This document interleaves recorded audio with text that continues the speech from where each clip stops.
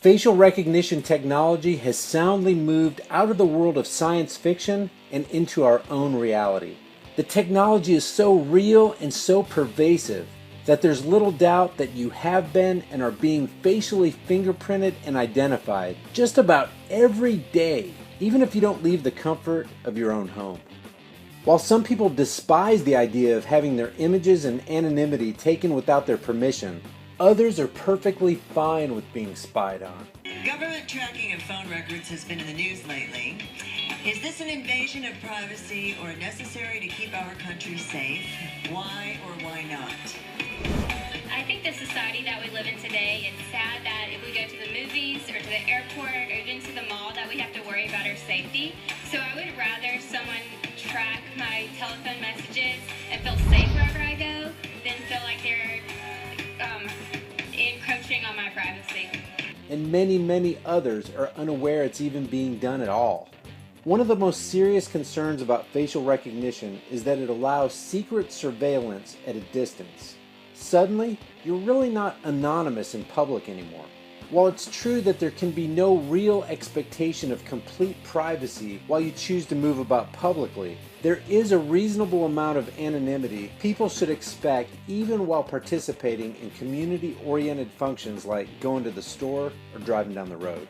But the more technology advances and the more of it you accept into your life, you have to realize that there is a trade-off. Usually, if you want that fancy new electronic gadget or want to participate in the convenience of public commerce, the end result is that you give up part of your very identity. Think about it. We're so advanced these days that facial detection and recognition technologies, as well as sophisticated fingerprint readers, are tucked inside the cell phones and mobile devices you use every day. How pervasive is this? Take a second right now. Think of somebody you know who isn't in possession of, infatuated with, and always looking at one of these devices. People interact with them when they could be having a conversation with a real person. They walk with them. They use them to take pictures of themselves. A lot of pictures. Go to bed with them and wake up by them. Everywhere you go, somebody somewhere has a face illuminated with the light of that little screen. Even little kids have them these days. Little kids, we're talking 4 or 5 years old, sometimes younger.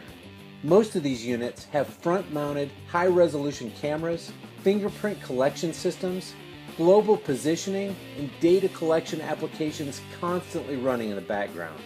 Even though we know this, we continue to leave our identities and viewing habits in the hands of people and corporations we don't know. High-tech systems have become so advanced and so widespread that there are billboards and street advertising placards that scan your face in order to determine which ads to show you.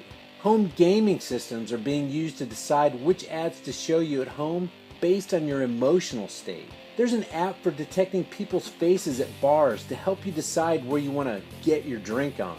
Developers have come up with an app that lets you use your face to rack up on discounts at stores. There's a dating service for the narcissistic that'll set you up with someone whose face looks like yours. And we can't forget Facebook, Google, and Apple, who employ the widely accepted technology that helps you more quickly and accurately tag friends and photos. The undeniable bottom line is that companies salivate over your personal data. The more they know about you, the more accurately they can tailor their sales pitch and increase their chances of setting their marketing hooks deep into your consumer-oriented jaw. See, business executives see you as one in an immense mass of fish.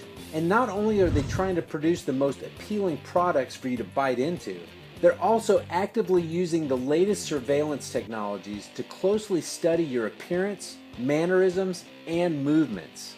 They can examine the way you walk, the way you communicate, what clothes you wear, how your eyes respond to certain outside stimuli, what sites you click on, how long you stay on those sites, where you are at any given time of day, what music you listen to, and what you download. In newer vehicles and on street-mounted cameras, your driving habits can be assessed and the information accessed by those who could stand to make money from your data record. Think of some of the ramifications of being recognized and associated with your actions at the time of that recognition. If you purchase junk food from an interactive vending machine, the machine's software could interface with and alert your health insurance provider with a snapshot of your eating habits. The insurance company could in turn raise your rate as a higher risk policyholder. Some technologies are refined to read facial expressions of people in crowds. Internal software then interprets these expressions in an attempt to preempt crowd disturbances by alerting law enforcement before a riot breaks out.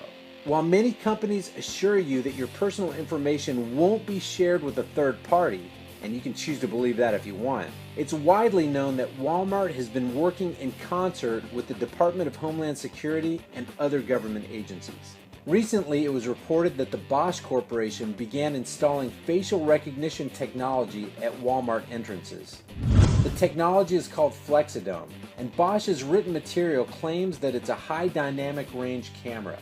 Flexidome HDR cameras use state-of-the-art intelligent video analysis software to detect objects of importance and track their movements. To take further advantage of IVA, a special mode called Intelligent Auto Exposure can be enabled in the camera. When this is used, the camera detects important objects such as faces, people, and vehicles, and then dynamically retunes its imaging settings to ensure the most useful, highly detailed image is captured. These units have reportedly been installed in some new Walmart stores in Colorado. After contacting Walmart's home office in Bentonville, Arkansas, and getting a strange reaction to my questions about the military Operation Jade Helm 15 and the suspicious store closures of 5 stores for plumbing issues, I paid my local Walmart a visit and discovered that somewhere along the line they also installed the Bosch VDC Flexidome security cameras. Here you can see there are 2 cameras mounted at each of the 4 entry and exit doors, for a total of 8 cameras to capture the comings and goings of each patron. Each camera is installed approximately 6 feet off the floor. This could be just a piece of a very large puzzle. Now, taking into consideration the fact that Walmart is visited by over 35 million people each day, that higher up corporate Walmart executives work in concert with the Department of Homeland Security, NSA, and other federal agencies in order to detect and counteract threats before they have an opportunity to elevate, combined with the widely known fact that the Walmart Corporation receives billions in government aid annually, and the fact that with Facebook, they've had a hand in developing facial recognition technology, Walmart could be seen as a data mining superstore that jeopardizes the private identities of those who come there to take advantage of advertised everyday low prices. So what do you guys think? Is Walmart a contact point for the prying eyes of government entities who want to remove more of your freedoms? And even if advertisers and retail chains keep the data they collect on you without giving it to a third party, do you think this information should be gathered from you without your permission? Take a second and leave your thoughts in the comment section below. If you enjoyed this video and you think others could benefit by viewing it, click that like button and share it on Facebook, Twitter, and Instagram. If you want to see more videos like this, as well as a mix of other content, give that subscribe button a click. For more information and additional content, let's connect on Facebook at facebook.com/highimpactflix and reach out to me on Twitter at highimpactflix.